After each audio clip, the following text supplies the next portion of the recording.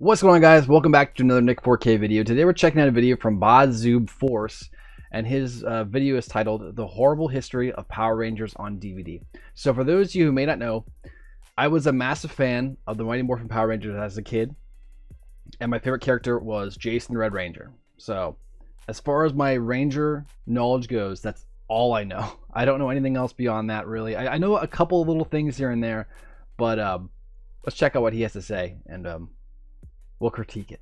Let's do this. Power Rangers on home video has a long and very inconsistent history. It started on September 1st, 1994 with the release of Day of the Dumpster, along with the other first 5 episodes of Mighty Morphin Power Rangers. Now, I wasn't alive at the time and I couldn't get like a direct source on this, but it probably cost anywhere between $15 to $25 just for the one episode. These were individual tapes, 5 different tapes for the 5 different episodes. And let's just say it cost the lower end of that. So $15 in 1994 is the equivalent of $32 today. So imagine paying $164 to watch the first 5 episodes of Mighty Morphin Power Rangers. Anyways, that's atrocious. Yeah, but over time, it got better. With each new show coming out, the VHS tapes held a little bit more value. When Power Rangers Time Force was coming out, they would put 3 to 4 episodes on a VHS tape, and honestly, you would get a way better value for that. And since they were putting more episodes on each individual tape,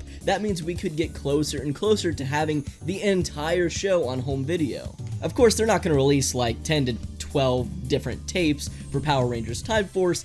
They only did 4, and sometimes it's even less for that in a show, but it still gives you a better idea of what the show was about and everything that happened. Okay, let me just say this quick. So when I was a kid, I would have gotten to Power Rangers when I was 6 or 7, so that would have been like 2001-ish, right? Somewhere around then. Maybe a little bit before that, but somewhere around then. I think around that time, the one that was currently airing was Power Rangers in Space. I think. I might be wrong about that. But I remember my older sister, she loved the Mighty Morphin Power Rangers, and they're still kind of the most popular, which is funny because, you know, they've been off for 30 years. We love those ones. I always loved being the Red Ranger. She would be like the Blue Ranger, and my other sister would be the Pink Ranger because, you know, the Pink Ranger is the Girl Ranger, right? I know the other one is also a Girl Ranger, but, you know, the pink one had the skirt, and, you know, girls love to be the Pink Ranger. I get it. And Kimberly, Kimberly, man. She's probably like my first crush ever. Anyways, so I got into the Mighty Morphin Power Rangers after it was done being aired, like for 5, so plus maybe more years. So I got into that, and then later I found out about In Space being on, so I watched In Space, and then I found out about the Turbo movie, so I got the Turbo movie, and then a long time later I found out there was a Power Rangers Zeo, which takes place after Mighty Morphin, which I didn't know, that has Tommy in it still, and Tommy's, because I know Tommy's in Turbo, but I never seen Zeo. I didn't even know about Zeo until much later in life, and then I found out that Jason comes back as the Black and Gold Ranger. A bunch of extra stuff there, but yeah, that's pretty much the knowledge of my Power Rangers. I also know eventually there's ones that have well, Time Force, but then there's ones who have like zigzags on their shirts and they have like swords, and that's all I know. So I don't know what they're called, but there you go. Because if you weren't watching on live TV at home on Fox Kids, this was the only way to figure out what the show was about. Oh, also shout out to Kingdom Hearts. This is the Twilight Town background music. It's great. Whenever I hear that, it teleports me back. So thank you for that. I don't know why I'm holding it like that.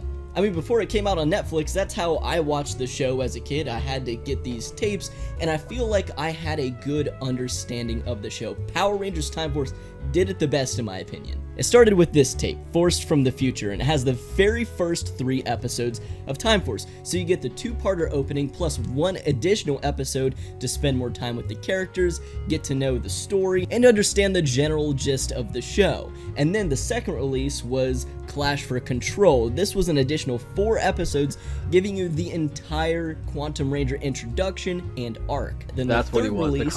The Quantum Ranger. I'd never watched the show, but I had the Quantum Ranger as an action figure. I don't know how. Maybe a birthday, someone bought me Quantum Ranger. So there you go. I have seen him before. was Dawn of Destiny, an additional 4 episodes. And once again, this was a great collection of episodes because if you weren't watching on Fox Kids and seeing all the new episodes, this really helped you get the most out of Time Force and help you understand the story and characters. These episodes in particular were amazing for that because it gave closure to Alex, Jen's fiance from the future that was presumed dead up until this point. You get resolution for his character. You get Frax's backstory and the reason why he's turning on Rancic and trying to dominate the world himself. And then it also gives a great backstory episode to Rancic, the main villain of the series. And then the final VHS release, The End of Time, was the finale to the show. So I feel like if you didn't watch the show growing up live and seeing all the episodes, this was a great way to experience the entire show. If I had to rewatch Time Force and I only had those 4 tapes, honestly, that would be fine. Alright, what's up? Shirtless Editing Bassip here. I forgot to mention that there's another Time Force VHS tape that I didn't know about, Photo Finish. It has both parts of Movie Madness on it as well as Full Exposure. Red Alert was also released on VHS. This was a collection of Red Ranger themed episodes, and it only had 1 Time Force episode, but it had Beware the Night. So that's another Time Force episode on here. But as we move into the... Okay, so I see what he's saying. So these shows are like 30 episode seasons, right? Or at least the Mighty Morphin Power Rangers are. But based off of what I'm hearing from him is that he's saying that these shows are like 30 episode seasons, or maybe 20 episode seasons, and these VHSs have like the most important ones on it, like the non-filler ones. I think that's a smart way to do it. Like, hey, if you want the full story without getting the extra meat and potatoes that you can have to get by watching the actual show on air, that makes sense. So I get it. Disney era. I think that's what he was saying. I'm pretty sure. I might be wrong about that, but I'm smart. I got it. We never saw this again, and it just got worse and worse and worse. Let's specifically talk about the DVD releases for Power Rangers. Moving into the Disney era with Ninja Storm all the way until RPM, they had a system, a certain way that they would release volumes and DVDs that they didn't really stray from until the very end. Each show would get 5 different releases or volumes, each individual DVD containing 5 episodes of a particular season. But they didn't do it like Time Force did it, where they would pick and choose different episodes of the show to give you the most cohesive story and give somebody who was just watching on a home video a way to experience the entire show. No, what they did is they took the first 20 to 25 episodes of each season and put those on home video. None of these shows, except Operation Overdrive for some reason, got the entire season on DVD and got the finale to their show. It was a really strange decision and a weird way of doing things. Let's take Power Rangers SPD for example. This is my favorite example because not only is it the one that I owned all the volumes of and experienced the most on DVD, but it also makes the least amount of sense. We got 5 SPD volumes. It was the first 25 episodes on the show on home video, each disc having 5 episodes. That means that the very last volume, Zapped, ended on episode 25, which was Reflection Part 2. Honestly, pretty great 2-parter. I'm glad that those got released on home video, but there was a lot of nonsense that was just kind of in the middle of it. A lot of episodes that didn't really need to be released on home video, and a lot better and more important episodes were sacrificed because of this format that they were doing. The SWAT 2-parter were the 2 episodes that came right after Reflection. So Reflection happened, all of the volumes ended, no more home releases on SPD, we just missed out on the upgrade episodes. The 2 episodes where the Rangers get their SWAT mode, a mode where they made, like most of the SPD toys around, but also one of the most important episodes of the entire show. And forget important, one of the coolest 2-parters because they get their upgraded look, one of the coolest power-ups in all of Power Rangers. That didn't get a home release. Instead, we got Zapped, which is what the volume was even named after, which is crazy because you had the Messenger 2-parter, the introduction to the Omega Ranger, and the Reflection 2-parter, arguably the 2 best episodes of the show, and they named the volume Zapped, one of the worst episodes of the entire show. Wow. And then they just didn't put SWAT on it. Okay, so my theory of that is he said it was released by Disney. At this point, Disney's thinking only dumb kids are buying those, right? So they're just like, first 25 episodes of the season, just put them out there. You know, like that's what they were doing. They weren't thinking about like, you know, future proofing. They weren't thinking about anything like that. They were just like, hey, kids like Power Rangers. They don't understand continuity or stories or whatever. Just first 25 episodes, go. Like I get where they're coming from, and from a certain perspective, as like a business minded person, I could see why they did it. Like, could you imagine if there was like a home release of Dragon Ball Z, and as soon as Goku gets to Namek, it just stops and then it starts back up with Cell, like the Cell Saga? Like, could you, or not Cell Saga, the Android Saga? You just skip over the Frieza fight. Could you imagine? That's just how it was, and the only way to catch the Frieza fight was on TV. It's like that would make me mad. Like, I'm not gonna lie. So I get it. I understand why he'd be frustrated with that for sure. That's crazy. I would like to mention that at the time of recording this video, I was unaware that Operation Overdrive got all of its episodes released in its 5 volumes. It's really hard to find information on this stuff, so I was like digging deep just to double check. Operation Overdrive got all their episodes. Every other show got 25 episodes or less. I heard a cat meow. So none of these shows, if you were just watching on DVD, got a resolution. None of them got a finale. I thought that SPD just didn't have a finale as a kid, because I wasn't watching on Jetix. My house just didn't have that channel. I wasn't even aware of what of what station Power Rangers was even on. I was only watching on DVD. So when I was like, what, 5 years old, and I had all the volumes and I knew that there were none left, I just thought, okay, so Power Rangers sets up the show and then they just keep fighting the monsters. I never even thought that there would even be an episode where they finally defeat the villain, because that didn't exist in my eyes. I owned all these different volumes. That's an interesting concept for sure. I had the Dino Thunders as well, and we just never got a resolution. So I thought Power Rangers just never had those kinds of episodes. I mean, we got the beginning to all of these shows, but never the ending. And for Ninja what Storm. reason? I don't know what that reason is. I couldn't even begin to tell you what would make you even think about releasing it this way. Okay, so I know I'm out of the loop, like I said. Power Rangers is a lot like Pokemon to me. Like, in my mind, there's only like 4 generations of Pokemon, but apparently there's like 9 now. When did that happen? For Power Rangers, in my mind, there is the Mighty Morphin, there's Zeo, now that I learned of Zeo. There's Turbo, Space, and then the Time Force one, and then the ones with the swords. And then, like, that's all on my brain. So my kid brain is kind of blown by all this, because when did Pokemon have 9 generations? When did Power Rangers have like 15 generations, right?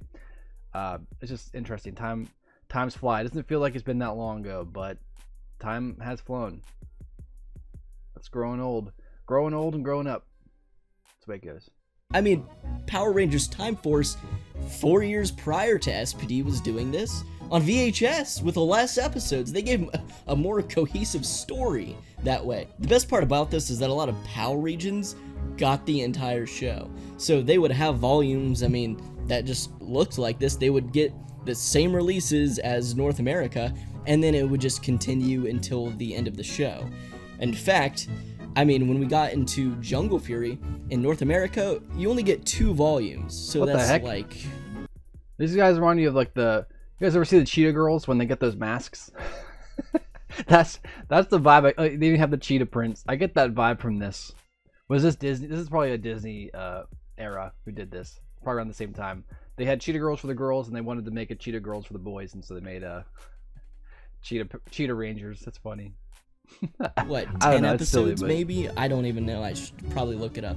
But I had the 2 volumes of Jungle Fury, and I always just assumed I couldn't find the other volumes at the store, but that's not true. We just didn't get them in North America. But other Power regions got all 5 volumes. It blew my mind when Hold on a Power second. Rangers came to Netflix. I'm looking at that picture again. There's that many Red Rangers now? Wow. Okay, here he is. This one I'm talking about. The zigzag chest boy. Him. I think that's Turbo. Space. There's my Quantum guy. Or is that the regular one?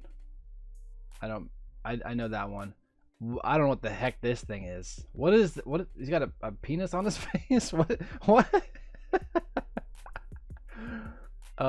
Look at this guy, a bug face. What are these? Okay, I remember this guy. I don't know why. Oh, there's Quantum. I remember him. I think because of the lion head helmet. I thought he was pretty cool. And then of course you got Jason in the middle. He's dope. There's another penis face. There's a shield guy. I don't know what he is. Like he's got like a ray gun eyes. I don't know. I can't even tell from the low quality picture. There's the Zeo. I remember the star face, and that's Tommy. Tommy's the star face, and I don't recognize these other two guys. But yeah, man, time. Look how many there are. 1, 2, 3, 4, 5, 6, 7, 8, 9, 10, 11, 12, 13, 14, 15, 16, 17, 18, 19, 20 Red Rangers. 20 Red Rangers. That's crazy. Volumes. I mean, like I said, Power Rangers was more for me when I was a kid, but I'm glad other people appreciate it. Like I said, Pokemon's the same way. I'm glad people appreciate it. I'm glad people still love it, and there's still a fan base. I just feel like there's too many. At this point, they should probably just reboot to like the Mighty Morphins again, and just kind of, you know, work with that, because I think that's what people really talk about. When I hear Power Rangers, I think of Mighty Morphin. When I think of Pokemon, I think of like Charizard and Pikachu, Lugia, you know, Gen 1 and Gen 2 for sure. Those are still my zeitgeist when it comes to, you know, that universe. But yeah, it's interesting. I didn't realize Power Rangers is still so big. It's cool. It blew my mind when Power Rangers came to Netflix that SPD had an additional 13 episodes that I had never seen, because I just like ran these DVDs into the ground, and I thought that was the entire show. I was like, damn, that's a lot of 25 episodes, and it ended on Reflection, and that was so cool. But I never knew that they defeated the bad guy in the end. That's crazy. That is an interesting concept altogether. We've watched a couple videos like this before, like I mentioned Dragon Ball Z and a few others, and it is interesting to see how different things are now. You know, back in the day, we had to scrap at flea markets or yard sales. We had to be on time to watch our show, or we missed it, and then all the kids in school are talking about the next day and you completely missed it. I still remember after school around 3:30, Yu-Gi-Oh would start, and I missed the final episode with Pegasus getting beat by Yugi, and I went to school the next day. I had to like something I had to do or whatever, so I missed it. Went to school the next day, all the kids saw it, and I felt so left out. So I remember thinking like, dang, I'm never missing something like that again. And nowadays it's all on streaming, so you can just go and watch the whole thing and not worry about it. And I don't know, there's something about like everyone coming together to kind of, well, not coming together, but everyone watching separately and then coming together the next day at school to kind of like, you know, shoot the shit in the schoolyard, stuff like that. It's just, man, time flies. But what do you guys think about this? Have you had any issues with VHS or DVD or Blu-ray releases that you want me to check out or maybe do a video on? Let me know in the comments below. You want to check out any more of my videos? Go ahead. They're floating around here. Thanks for watching. I'll catch you next one. Peace.